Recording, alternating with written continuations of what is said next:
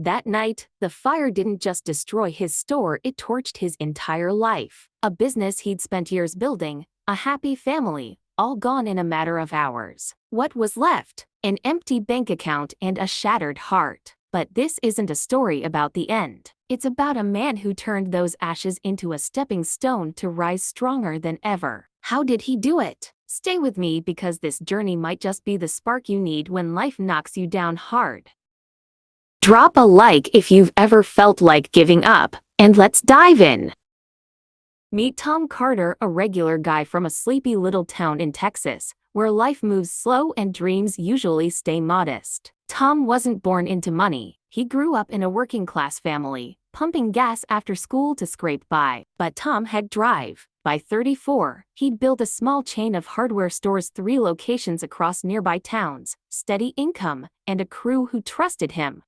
He had a wife, Sarah, 2 little kids, and a cozy mobile home that felt like paradise. Tom wasn't rolling in cash, but he was content. He thought he'd carved out his slice of the American dream, until one freezing October night in 2020, when everything he'd worked for went up in smoke. The phone rang at midnight. "Tom, the main store's on fire. Get here now." He bolted out of bed, heart pounding, and sped off in a panic. When he arrived, all he could see was a wall of red flames and thick black smoke. His biggest store, the one he'd sunk his savings and soul into, was collapsing before his eyes. They said it was a short circuit from an old heater. Inventory, equipment, records all reduced to ash. Insurance barely covered a fraction, nowhere near enough to dodge the debts piling up. His bank account, down to $137.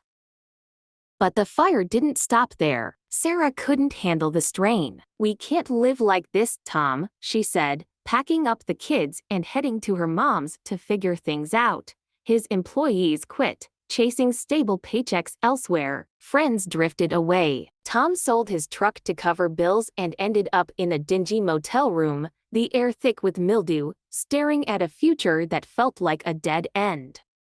He later said, "I felt like I was already gone. I thought I was tough, but right then, I just wanted to disappear." But then, a tiny glimmer changed everything. One rainy afternoon, Tom sat in that motel room, staring at the muddy street outside. All he had left was an old toolbox, the only thing he'd salvaged from the wreckage. He opened it, saw the screwdrivers and wrenches, and memories flooded back, fixing neighbors' bikes as a kid, patching tires for buddies. "I started here once," he thought. And right then, he made a choice. If life had shoved him to the bottom, he'd claw his way back up. Tom started small. He posted an ad on local social media, cheap repairs, anything broken. With his last $20, he bought some used parts from a junk shop. Day 1, an old lady brought a busted blender. He fixed it in half an hour, pocketed $10. Next day, a guy dropped off a lawnmower, then a table fan. Tom worked from dawn to midnight in a borrowed garage corner, hands stained with grease, but for the first time in months, his eyes lit up. Within 6 months, he'd saved enough to rent a tiny shop. He called it Carter's Comeback, a simple name that told his whole story. 3 years later, Carter's Comeback wasn't just a little shop anymore. It grew into a repair chain spanning 3 states, Texas to Oklahoma. Tom didn't stop at household fixes, he branched into car maintenance and industrial gear. He hired people like him, jobless, desperate, needing a shot. "I know what it's like to be left behind," he said, "so I want to help them stand up." By 2024, Tom's business was pulling in hundreds of thousands a year. He cleared his debts, bought a modest house for his family. Sarah came back not for the money, but because she saw he'd found himself again. "You didn't give up," she told him, "and I don't want to give up on us." His kids ran around the shop, laughing, calling him Super Dad. Tom reflected, "That fire took everything I had, but it taught me something. You're only done when you stop trying. I chose to get back up, and that's what mattered." What about you? What's knocked you down? Because Tom proved, from the bottom, you can still reach for the light.